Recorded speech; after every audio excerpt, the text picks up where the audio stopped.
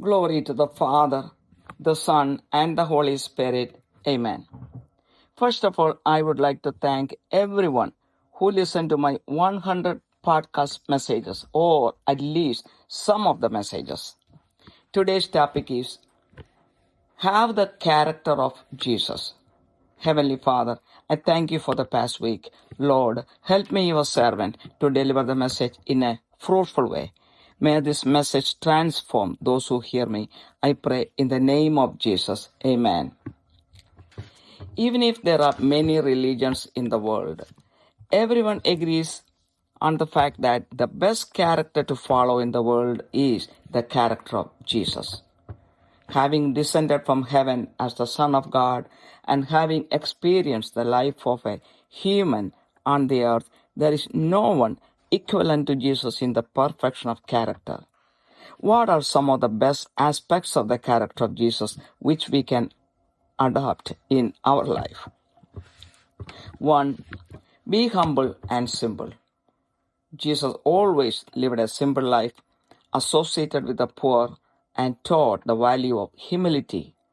When a scribe expressed his desire to follow Jesus, Jesus said to him in St. Matthew's Gospel, chapter 8, verse 20, "The foxes have holes and the birds of the air have nests, but the Son of Man has nowhere to lay his head."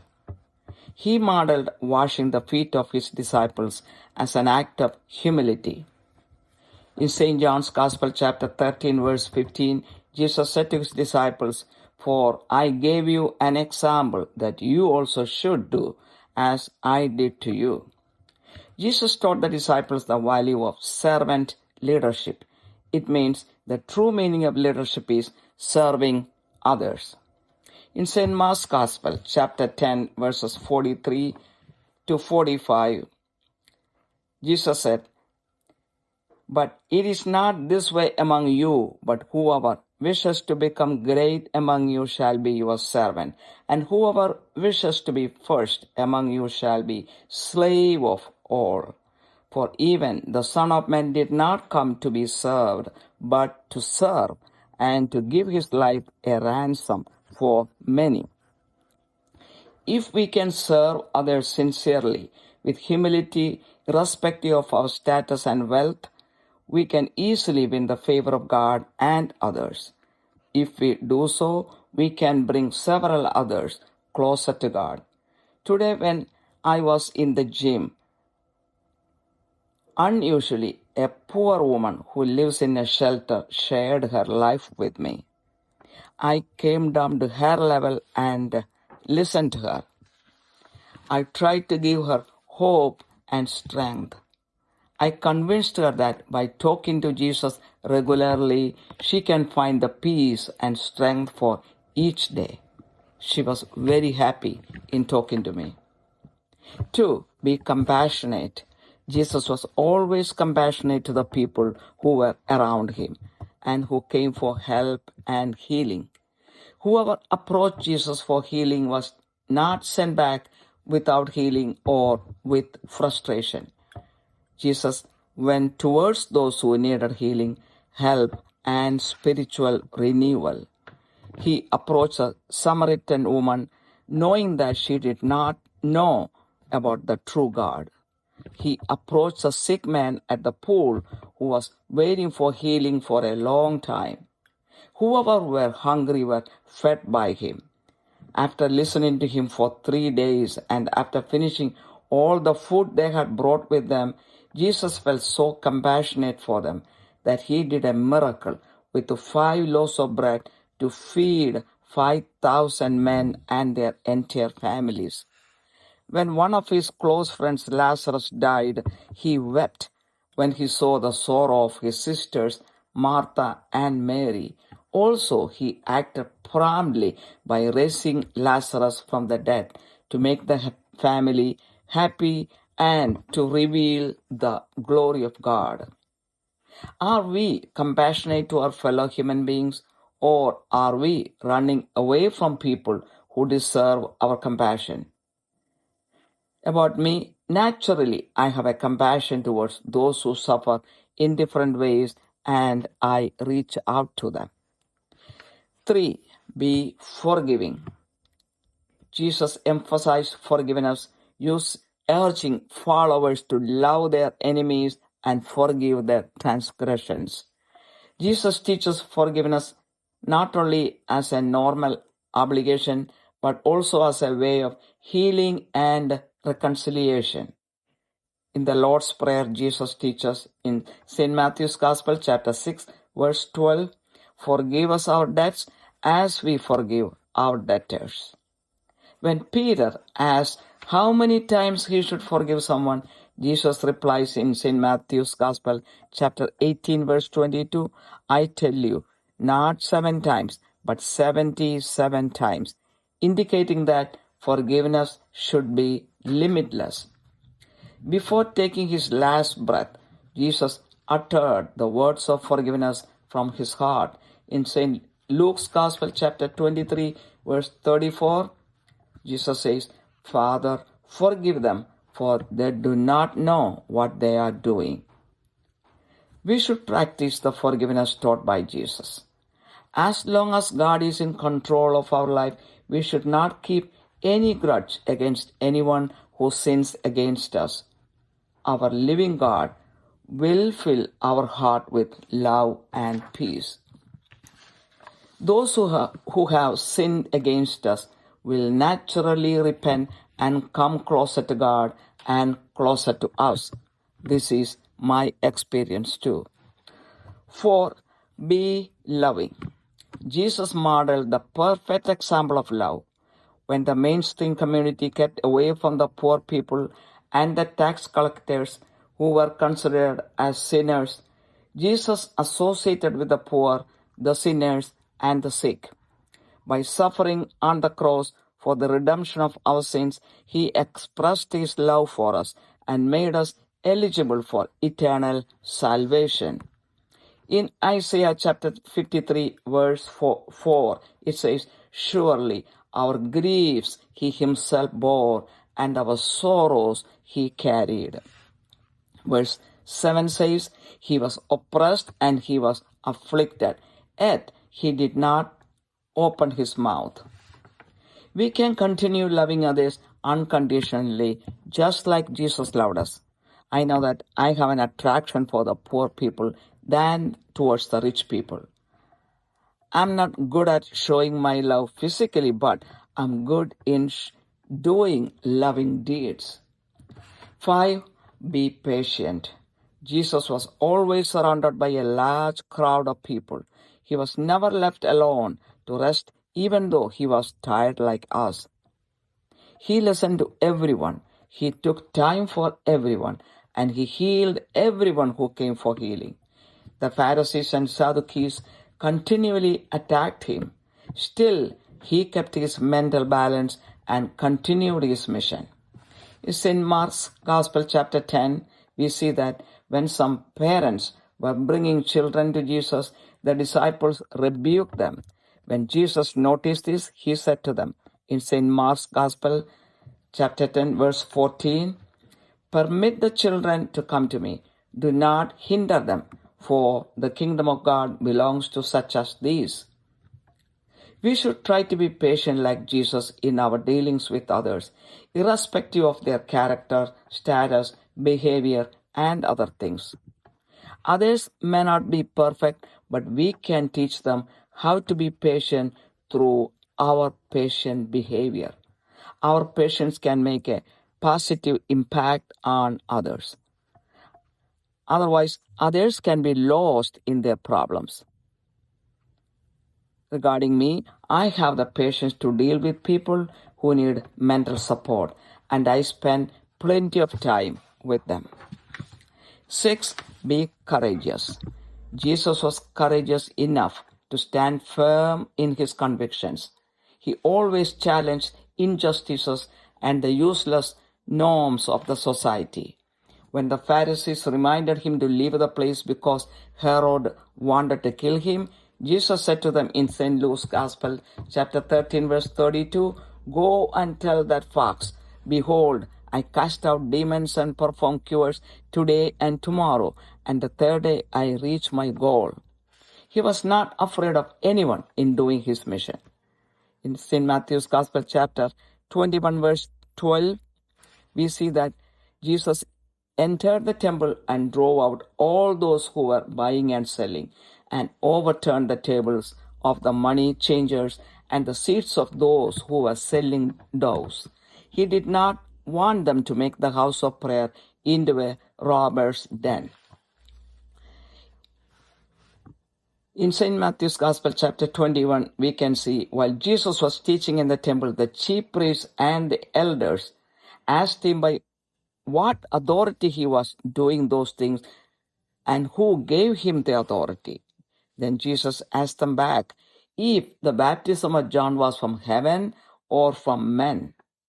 To avoid getting caught, they answered that they did not know the answer. Then Jesus told them that he did not want to answer their question either. When Jesus was arrested for crucifixion, he did not try to hide or run away. Instead, he turned himself over to them. We should always stand firm in our faith, in doing justice, and in practicing righteousness. We should not be afraid of anyone, and our just God will reward us. Regarding me, I try to stand for truth and justice with the family, church, and the community. Because of that, I have faced real hard times from people who do not value that. 7. Be prayerful. No matter how busy Jesus was, he always found time for prayer. He communicated with his heavenly Father at a secluded place away from everyone.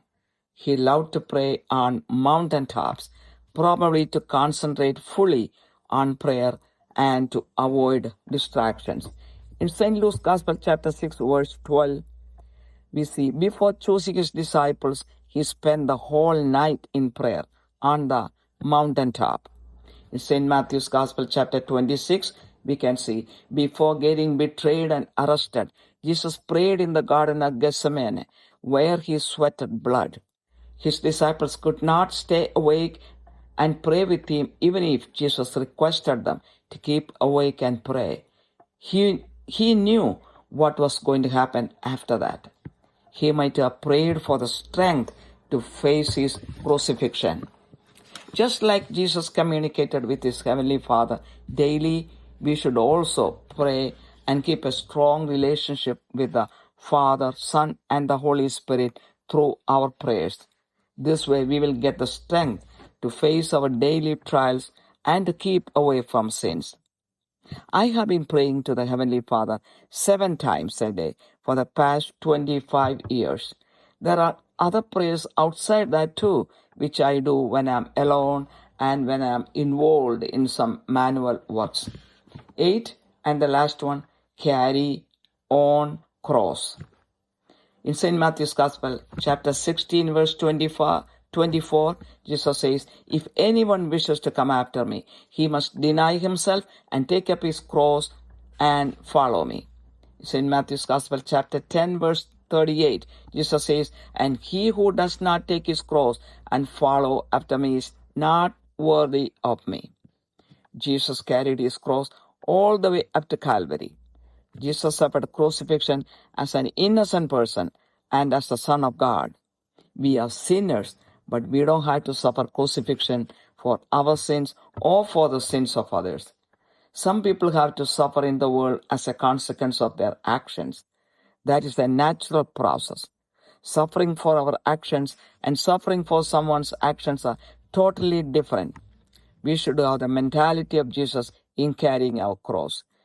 Each person's cross may be different.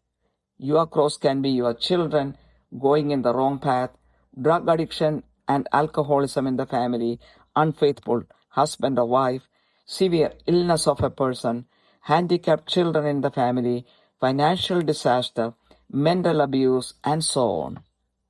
Running away from the problem is not a solution. Trust in God. Stay with God confidently. Fight a successful war with Satan. Use the word of God as your weapon and move on. You have to carry a cross until the end to get into the glory which Jesus got. You may not have many pleasant feelings throughout your journey, but Jesus will fill you with His peace, happiness, and strength throughout your journey. It is guaranteed, as I have been enjoying that special peace, happiness, and strength given by Jesus in my journey on this earth, which the world cannot give. Carry your cross to become the disciple of Jesus. Luke 14:27 says, "Whoever does not carry his own cross and come after me cannot be my disciples." We should not talk about our problems to everyone, but only to those who have the character of Jesus. We can imitate Jesus in carrying the cross silently. Isaiah chapter 53 verse 7 says, "Though he was harshly treated, he submitted and opened not his mouth, like a lamb led to the slaughter, or a sheep before the shearers. He was silent and opened not his mouth." By giving up our interests, we are finding a new life with Jesus, which cannot be explained through words, but should be experienced in life. I have gone through that experience. It is a sweet experience. With this, the message ends. Heavenly Father, I glorify your name. Lord, bless each and everyone who hears this message.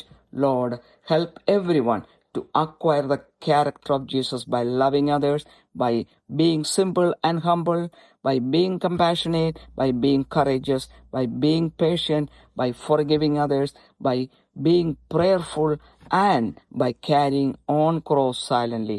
I pray in the precious name of Jesus Christ. Amen.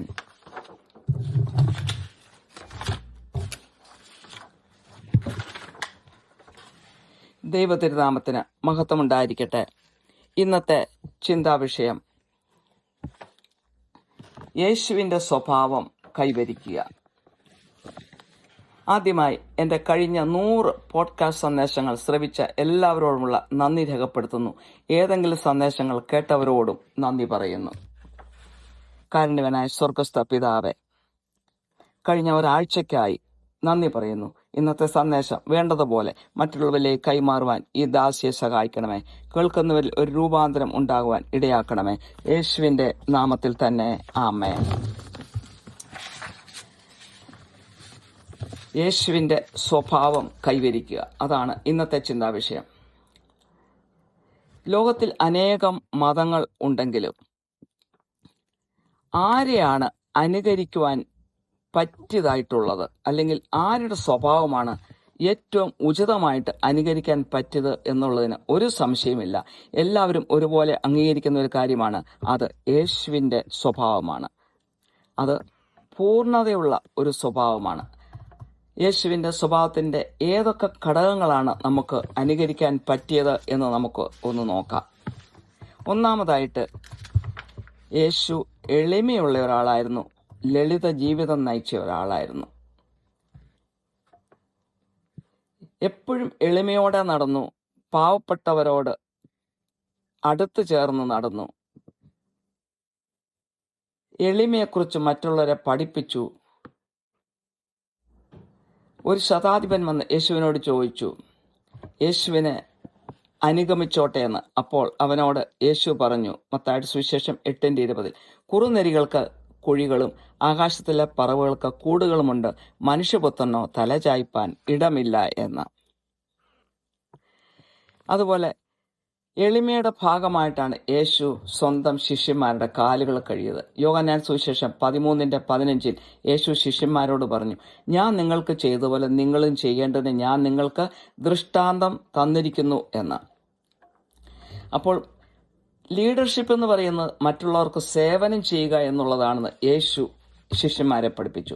അതാണ് നമ്മളെയും പഠിപ്പിച്ചിരിക്കുന്നത്. വിശുദ്ധ മർക്കോസിന്റെ സുവിശേഷം 10:43 മുതൽ 45 വരെയുള്ള വചനങ്ങളിൽ പറയുന്നു, യേശു ഇങ്ങനെ പറഞ്ഞു, "നിങ്ങളുടെ ഇടയിൽ അങ്ങനെയായിരുന്നു. നിങ്ങളിൽ മഹാനാകുവാൻ ഇച്ഛിക്കുന്നവൻ എല്ലാം നിങ്ങളുടെ ശുശ്രൂഷക്കാരൻ ആകണം. നിങ്ങളിൽ ഒന്നാമനാകുവാൻ ഇച്ഛിക്കുന്നവൻ എല്ലാവർക്കും ദാസനാകണം. മനുഷ്യപുത്രൻ ശുശ്രൂഷ ചെയ്യിപ്പാനല്ല, ശുശ്രൂഷിപ്പാനും അനേകർക്ക് വേണ്ടി തന്റെ ജീവനെ മറുവിലയായി കൊടുക്കുവാനും ആണ് വന്നത് എന്ന്. നമ്മുടെ പദവിയും സമ്പത്തും ഒന്നും നോക്കാതെ മറ്റുള്ളവരോട് നമ്മൾ ആത്മാർത്ഥമായിട്ടും എളിമയോടും പെരുമാറുകയാണെങ്കിൽ ദൈവത്തിൻ്റെയും മറ്റുള്ളവരുടെയും പ്രീതി നമുക്ക് കിട്ടും. തന്നെയുമല്ല, അങ്ങനെ അനേകരെ നമുക്ക് ദൈവത്തോട് അടുപ്പിക്കുവാനും സാധിക്കും.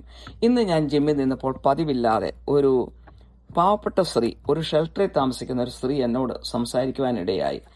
അവളുടെ ലെവലിലേക്ക് ഇറങ്ങി ചെന്നുകൊണ്ട് ഞാൻ അവളുടെ വിഷയങ്ങളൊക്കെ കേട്ടു. കുറച്ചു നേരം സംസാരിച്ചു. അവൾക്ക് പ്രത്യാശയും ശക്തിയും ഒക്കെ പറഞ്ഞു കൊടുത്തു. ഞാൻ അവളോട് പറഞ്ഞു, യേശു ക്രിസ്തുവിനോട് എപ്പോഴും സംസാരിച്ചുകൊണ്ട് ഒക്കെ ഇരുന്നാൽ യേശു സമാധാനവും ശക്തിയും തന്നുകൊണ്ട് നിന്നെ എല്ലായ്പ്പോഴും എല്ലാ ദിവസവും നടത്തും, ഉറപ്പായിട്ടും സംഭവിക്കും. അതാങ്ങ് എൻ്റെ ജീവിതത്തിൽ ഞാൻ അങ്ങനെയാണ് ചെയ്തതെന്നൊക്കെ പറഞ്ഞ് അവളെ ശക്തിപ്പെടുത്തിയപ്പോൾ അവൾക്ക് വളരെ സന്തോഷമായിരുന്നു. രണ്ടാമതായിട്ട് സഹാനുഭൂതി കാണിക്കുക മറ്റുള്ളവരോട്. യേശു എപ്പോഴും കാണിച്ചിരുന്ന ഒരു സ്വഭാവമാണ്. സഹായത്തിന് വേണ്ടിയും രോഗശാന്തിക്ക് വേണ്ടിയും അനേകർ യേശുവിൻ്റെ അടുത്ത് വന്നിരുന്നു. അവരെ ആരെയും രോഗശാന്തി കൊടുക്കാതെ നിരാശപ്പെട്ട് യേശു പറഞ്ഞയച്ചില്ല. പലരുടെ അടുത്തോട്ട് യേശു അങ്ങോട്ട് ചെന്നിട്ട് അവരുടെ ആത്മീയ പുതുക്കത്തിനും രോഗശാന്തിക്കും ഒക്കെ വേണ്ടിയിട്ട് അങ്ങോട്ട് ചെല്ലുന്ന അനുഭവം നമ്മൾ കാണുന്നുണ്ട്.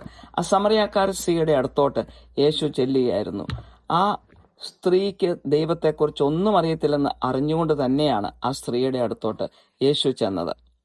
അതുപോലെ ആ കുളക്കരയിൽ സൗഖ്യത്തിനായി കിടന്ന ആ മനുഷ്യന് ഒരു ഹെൽപ്പും ആരിൽ നിന്നും കിട്ടുന്നില്ല, രോഗശാന്തി ആവശ്യമുണ്ടെന്ന് മനസ്സിലാക്കി ദീർഘനാൾ കഷ്ടപ്പെടുന്നുവെന്നെല്ലാം മനസ്സിലാക്കിക്കൊണ്ട് ആ വ്യക്തിയുടെ അടുത്തോട്ട് ചെന്ന് രോഗശാന്തി കൊടുക്കുകയാണ് ചെയ്യുന്നത്. അതുപോലെ 3 ദിവസം യേശുവിനെ കേട്ടുകൊണ്ടിരുന്ന അവരുടെ ആളുകളുടെ കയ്യിലെ ഭക്ഷണമൊക്കെ തീർന്നെന്ന് മനസ്സിലാക്കിക്കൊണ്ട് യേശു 5 അപ്പം കൊണ്ട് അത്ഭുതം ചെയ്ത് ആ 5000 പുരുഷന്മാരെ അവരുടെ കുടുംബാംഗങ്ങളെ മുഴുവനും തീറ്റിപ്പോറ്റിയത് നമ്മൾ കാണുന്നുണ്ട്. അതുപോലെ തന്നെ ലാസറിന്റെ മരണസമയത്ത് ആ വീട്ടിലേക്ക് കടന്നു ചെന്നുകൊണ്ട് സഹോദരിമാരായ മർത്തയോടും മറിയത്തോടും ഒപ്പം യേശു കരയുന്നത് നമ്മൾ കാണുന്നുണ്ട്. തന്നെയുമല്ല, ദൈവമഹത്വത്തിന് വേണ്ടിയിട്ടും അവരെ സന്തോഷിപ്പിക്കുവാനും വേണ്ടിയിട്ട് ലാസറിനെ മരിച്ചവരിൽ നിന്ന് ഉയർപ്പിക്കുന്നു. ഇങ്ങനെ ആ സഹാനുഭൂതി എല്ലാ തുറയിലും യേശു കാണിച്ചത് നമ്മൾ കാണുന്നു. നമ്മളുടെ ജീവിതത്തിൽ മറ്റുള്ളവരുടെ സഹാനുഭൂതി കാണിക്കാറുണ്ടോ? അതോ അങ്ങനെ ഒരു സാഹചര്യം വരുമ്പോൾ നമ്മൾ ഓടി അകന്ന് മാറുകയാണ് ചെയ്യുന്നത്? എൻ്റെ ഒരു പേഴ്സണൽ കാര്യം പറഞ്ഞാൽ, കഷ്ടപ്പെടുന്നവർ അല്ലെങ്കിൽ ഒരു വേദന അനുഭവിക്കുന്നവർ, പാവപ്പെട്ടവർ, അങ്ങനെയുള്ള ഒരു ആളാണെന്ന് എനിക്ക് തോന്നിയാൽ മതി. അവരെന്നോട് പറയണ്ട. ഞാൻ അവരുടെ അടുത്തൊരു കമ്പനി അവർക്ക് കൊടുത്ത് അവരോട് സംസാരിച്ച് കുറച്ചു നേരം അവരുടെ അടുത്തിരിക്കും, ഒരാശ്വാസം പകർന്നു കൊടുക്കും. എന്ത് സഹായമാണെന്ന് അറിഞ്ഞ് അതനുസരിച്ച് പ്രവർത്തിക്കുന്ന ഒരു പ്രവണത എനിക്കുണ്ട്. ഞാനിത് പറയുന്നത് എന്താണെന്ന് ചോദിച്ചാൽ, പ്രസംഗിച്ചിട്ട് പോകുന്ന ഒരു വ്യക്തിയാണെന്ന് തോന്നരുത്. അതുകൊണ്ടാണ് ഞാനത് വ്യക്തമായിട്ട് പറയുന്നത്. മൂന്നാമതായിട്ട് മറ്റുള്ളവരോട് ക്ഷമിക്കുക. മറ്റുള്ളവരോട് ക്ഷമിക്കുന്നതിനെക്കുറിച്ച് ശക്തമായിട്ടും യേശു പഠിപ്പിച്ചിട്ടുണ്ട്. പ്രത്യേകിച്ച് ശത്രുക്കളോട് അവരുടെ തെറ്റുകൾ ക്ഷമിക്കാമെന്ന് യേശു പഠിപ്പിച്ചിട്ടുണ്ട്. ആ സ്വർഗസ്ഥനായ പിതാവേ എന്ന പ്രാർത്ഥനയ്ക്കകത്ത് യേശു പഠിപ്പിച്ചത് അങ്ങനെയാണ്. മത്തായിയുടെ സുവിശേഷം 6:12 ഞങ്ങളുടെ കടക്കാരോട് ഞങ്ങൾ ക്ഷമിച്ചിരിക്കുന്ന പോലെ ഞങ്ങളുടെ കടങ്ങളെ ഞങ്ങളോടും ക്ഷമിക്കണമേ എന്ന്. ഒരു പ്രാവശ്യം പത്രോസ് വന്ന് യേശുവിനോട് ചോദിച്ചു, എത്ര പ്രാവശ്യം മറ്റുള്ളവരോട് ക്ഷമിക്കണമെന്ന്. മത്തായിയുടെ സുവിശേഷം 18:22 യേശു പറഞ്ഞു, 7 വട്ടം മതിയോ എന്ന് ചോദിച്ചു. യേശു അവനോട് 7 വട്ടമല്ല 70 വട്ടം എന്ന് ഞാൻ നിന്നോട് പറയുന്നു എന്ന് പറഞ്ഞു. മരിക്കുന്നതിന് മുമ്പായിട്ട് യേശു, അന്ത്യശ്വാസം എടുക്കുന്നതിന് മുമ്പായിട്ട് യേശു പറയുന്നത് നമുക്ക് സുവിശേഷത്തിൽ കാണാം. വിശുദ്ധ ലൂക്കായുടെ സുവിശേഷം 23:34 എന്നാൽ യേശു പിതാവേ, ഇവർ ചെയ്യുന്നത് ഇന്നതെന്ന് അറിയായിക്കൊണ്ട് ഇവരോട് ക്ഷമിക്കണമേ എന്ന്. അതാണ് അവസാനമായിട്ട് യേശു പറഞ്ഞത്. അപ്പോൾ മറ്റുള്ളവർ ക്ഷമിക്കുന്നതിനെ കുറിച്ച് യേശു നമ്മളോട് പറഞ്ഞു തന്നിട്ടുണ്ട്. ആരോടും നമ്മൾ ഒരു ഗ്രഡ്ജും പകയും ഒന്നും വെച്ച് പുലർത്താതെ മുന്നോട്ട് പോയാൽ നമുക്ക് ദൈവം നമ്മളെ സ്നേഹിക്കും, ദൈവം നമുക്ക് റിവാർഡ് തരും. പാപത്തിൽ നിന്ന് അകന്നു നിൽക്കുവാൻ നമ്മളെ ദൈവം സഹായിക്കും. സന്തോഷവും സ്നേഹവും സമാധാനം കൊണ്ട് ദൈവം നമ്മളെ നിറയ്ക്കുകയും ചെയ്യും. തന്നെയുമല്ല, നമ്മളോട് പാപം ചെയ്തവര് അനുതപിച്ച് നമ്മളുടെ അടുത്തേക്കും വരും. ദൈവത്തിൻ്റെ അടുത്തേക്കും വരുന്നു. ഇത് നമുക്ക് കാണുവാൻ സാധിക്കും. എനിക്ക് അങ്ങനെയുള്ള അനുഭവങ്ങൾ ഉണ്ടായിട്ടുണ്ട്. നാലാമതായിട്ട് മറ്റുള്ളവരെ സ്നേഹിക്കുക. അതിൻ്റെ ഉത്തമ മാതൃകയാണ് യേശു നമുക്ക് കാണിച്ചു തന്നിരിക്കുന്നത്. സാധാരണ ആൾക്കാർ പാപികളുടെ അടുത്ത് നിന്നും ഒക്കെ മാറി നടക്കുമ്പോൾ, പ്രത്യേകിച്ച് ചുങ്കക്കാരെ പോലുള്ളവർ പാപികളായിട്ടാണ് അന്ന് കണ്ടിരുന്നത്. മാറി നടക്കുമ്പോൾ യേശു അവരോടൊപ്പം ചേർന്ന് നടന്നിരുന്നു. പാവപ്പെട്ടവരും പാപികളും രോഗികളുമായിട്ടുള്ള ആളുകളുടെ അടുക്കൽ കൂടുതലായിട്ട് സമയം യേശു ചെലവഴിച്ചത് നമ്മൾ കാണുന്നു. അപ്പോൾ ഈ കുരിശിൽ കിടന്നുകൊണ്ട് നമ്മുടെ പാപത്തിന്റെ മോചനത്തിന് വേണ്ടി പിടഞ്ഞ് മരിച്ചത് നമ്മളോടുള്ള സ്നേഹം കൊണ്ട് മാത്രം ആണ്. നമുക്ക് നിത്യരക്ഷ തരുവാൻ വേണ്ടിയിട്ടാണ് യേശു നമുക്ക് വേണ്ടി അത് ചെയ്തത്. അപ്പോൾ ആ സ്നേഹം നമ്മളും അനുകരിക്കേണ്ടതാണ്. ഐശയ്യാ പ്രവാചകന്റെ പുസ്തകം 53:4 പറയുന്നു, സാക്ഷാൽ നമ്മുടെ രോഗങ്ങളെ അവൻ വഹിച്ചു, നമ്മുടെ വേദനകളെ അവൻ ചുമന്നു. 53:7 പറയുന്നു, തന്നെത്താൻ താഴ്ത്തി വായ തുറക്കാതിരുന്നിട്ടും അവൻ പീഡിപ്പിക്കപ്പെട്ടു എന്ന്. അപ്പോൾ യേശു വ്യവസ്ഥയില്ലാതെ മറ്റുള്ളവരെ സ്നേഹിച്ചതുപോലെ വ്യവസ്ഥയില്ലാതെ മറ്റുള്ളവരെ സ്നേഹിക്കുവാൻ നമ്മളും പഠിക്കണം. അപ്പോൾ ഈ പാവപ്പെട്ടവരോട് നമ്മൾ സഹാനുഭൂതി കാണിക്കണം, അവരെ സ്നേഹിക്കണം. ഞാൻ വലിയ സ്നേഹപ്രകടനമൊന്നും കാണിച്ചില്ല എങ്കിലും സ്നേഹമുള്ള പ്രവൃത്തികൾ ഞാൻ ഇങ്ങനെ ഉള്ള പാവപ്പെട്ടവരും അങ്ങനെ ആയിട്ടുള്ള ആളുകളോട് ഞാൻ എൻ്റെ ജീവിതത്തിൽ കാണിക്കാറുണ്ട്. എനിക്ക് ഒരു അട്രാക്ഷൻ അവരോടുണ്ട്. 5, നമ്മൾ മറ്റുള്ളവരോട് ക്ഷമ ഉള്ളവരായിരിക്കുക. യേശുവിൻ്റെ ചുറ്റും എപ്പോഴും ഒരു വലിയ ജനക്കൂട്ടം ഉണ്ടായിരുന്നു. എന്നാൽ വിശ്രമിക്കാനോ ഉറങ്ങാനോ ഒന്നും ഒരു സ്വസ്ഥമായ സമയം യേശുവിന് അധികം കിട്ടിയിരുന്നില്ല. എങ്കിൽ പോലും എല്ലാവരുടെയും വിഷയങ്ങൾ യേശു കേട്ടു. എല്ലാവർക്കും വേണ്ടി യേശു സമയം ചെലവഴിച്ചു. വന്നവർക്കെല്ലാം രോഗശാന്തി കൊടുത്തു. അപ്പോൾ ഈ ഫരിസേയരും സദൂക്യരും എപ്പോഴും അറ്റാക്ക് ചെയ്തുകൊണ്ട്, എന്ന് വെച്ച് കഴിഞ്ഞാൽ യേശുവിനെ ബുദ്ധിമുട്ടിക്കാൻ വേണ്ടി, കഷ്ടപ്പെടുത്താൻ വേണ്ടി ഓരോ കാര്യങ്ങൾ പക ചെയ്തുകൊണ്ടിരുന്നെങ്കിലും എല്ലാം മനസ്സിൽ വെച്ചുകൊണ്ട്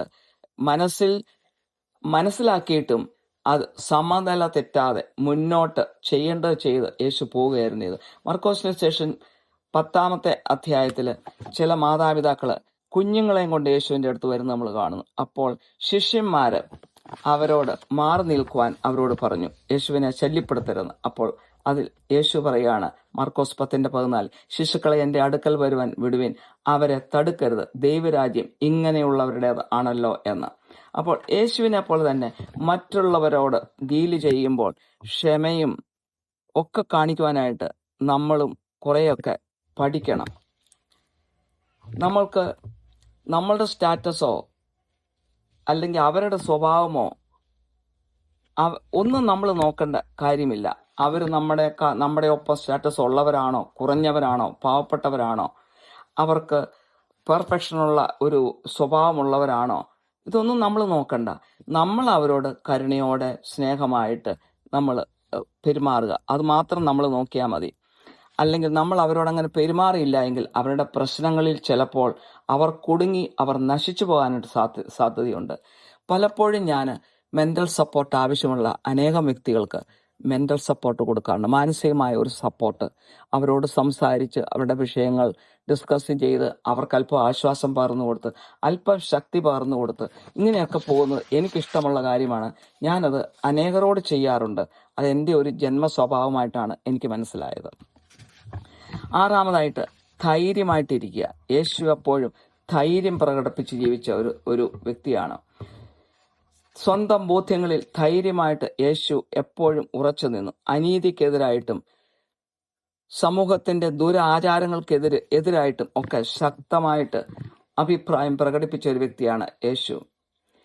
ഒരു സമയത്ത് ഫരിസയര് യേശുവിനോട് പറഞ്ഞു, ഹെറോദ് നിന്നെ കൊല്ലുവാൻ വരുന്നുണ്ട്, നീ സ്ഥലം വിട്ട് പൊയ്ക്കൊള്ളുക എന്ന്. അപ്പോൾ യേശു പേടിച്ചു പോയില്ല. ലൂക്കായുടെ സുവിശേഷം 13:32 യേശു പറയുകയാണ്, നിങ്ങൾ പോയി ആ കുറുക്കനോട് ഞാൻ ഇന്നും നാളെയും ഭൂതങ്ങളെ പുറത്താക്കുകയും രോഗശാന്തി വരുത്തുകയും 3-ാം നാളിൽ സമാപിക്കുകയും ചെയ്യുമെന്ന് പറഞ്ഞേക്കാനായിട്ട്. അപ്പോൾ ഒരു പേടിയുമില്ലാതെയാണ് യേശു സ്വന്തം മിഷൻ മുന്നോട്ട് കൊണ്ടുപോയത്.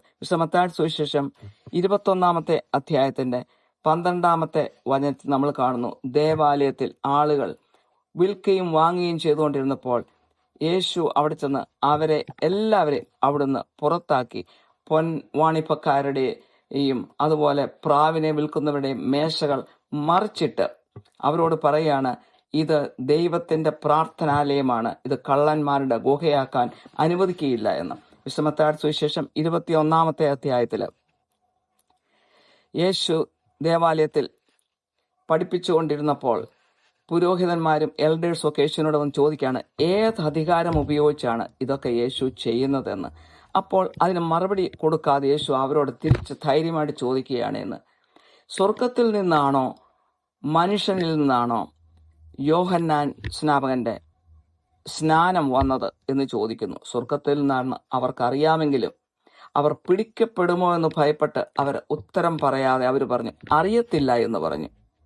എന്നാൽ അപ്പോൾ യേശു ധൈര്യമായിട്ട് പറഞ്ഞു, എങ്കിൽ നിങ്ങളുടെ ചോദ്യത്തിന് ഉത്തരം ഞാനും പറയുന്നില്ല എന്ന്. അപ്പോൾ വളരെ ധൈര്യത്തോടാണ് യേശു എപ്പോഴും നിന്നിരുന്നത്.